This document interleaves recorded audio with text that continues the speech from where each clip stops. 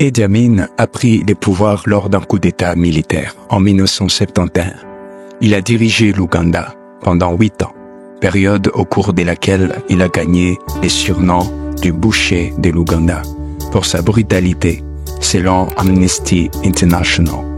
Amin est responsable de la mort de 500 000 personnes pendant son règne. Il s'est engagé à purger les opposants dans tous les pays dans sa propre armée. Il était notamment paranoïaque à l'idée d'être renversé après que le Royaume-Uni a fermé son ambassade en 1977.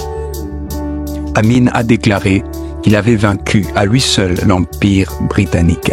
Il s'est plus tard autoproclamé son Excellence le Président à vie. Le maréchal El Hadji, Dr Idi Amin Dada, seigneur de toutes les bêtes de la terre et des poissons de la mer, et conquérant de l'Empire britannique en Afrique en général et de l'Ouganda en particulier. Charles Taylor était président du Libéria de 1997 à 2003, après sa victoire dans une guerre civile sanglante. En 1985, Taylor a été arrêté aux États-Unis et détenu en Libye pour suivre une formation des guérillas sous Muammar Kadhafi. En 1989, Taylor a mené un soulèvement de Côte d'Ivoire au Libéria, déclenchant une guerre civile de 7 ans qui a tué 200 000 personnes. Pendant la guerre, il a été élu président du Libéria au milieu des rumeurs, selon lesquelles il reprendrait les combats s'il perdait des élections démocratiques.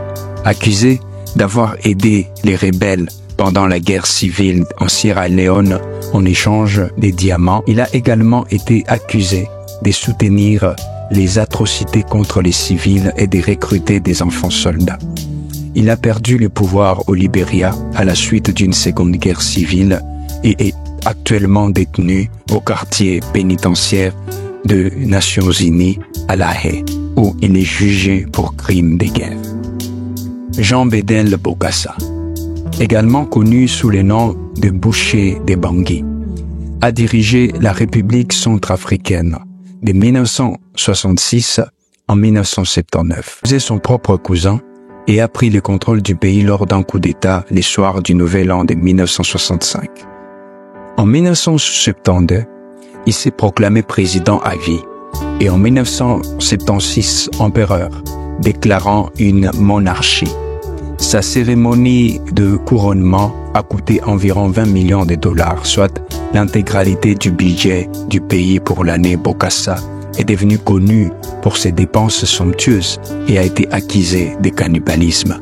En janvier 1979, les troupes de Bokassa ont réprimé des manifestations contre la hausse des prix des denrées alimentaires à Bangui et ont tué des écoliers qui refusaient d'acheter des uniformes coûteux à son image. Pendant la manifestation, Bokassa a frappé des enfants avec sa canne. Le contre-coup de cet incident l'a forcé à l'exil. Après la guerre des Rhodésie, Robert Mugabe est devenu un héros national du Zimbabwe et a pris le pouvoir en 1980. La 5e brigade du Zimbabwe, formée en 1981, a conclu un accord avec Kim Jong-il. Au début des années 1980, environ 20 000 civils sont morts dans l'ouest du Zimbabwe. La 5e brigade est connue pour brûler les gens vivants et forcer les gens à creuser leur propre tombe lors d'exécutions publiques. Depuis l'arrivée au pouvoir de Mugabe, le gouvernement a saisi les terres des agriculteurs, principalement blancs, pour les redistribuer aux tribus saisies, aux tribus locales. Les critiques disent qu'il a chassé les opposants de leurs terres pour des raisons politiques. Au lieu de résoudre la crise alimentaire, Mugabe a été accusé de fraude électorale lors des élections de 2001 et 2002. En 2007, les dirigeants de l'opposition ont été emprisonnés, battus et tués selon des groupes de défense des droits de l'homme.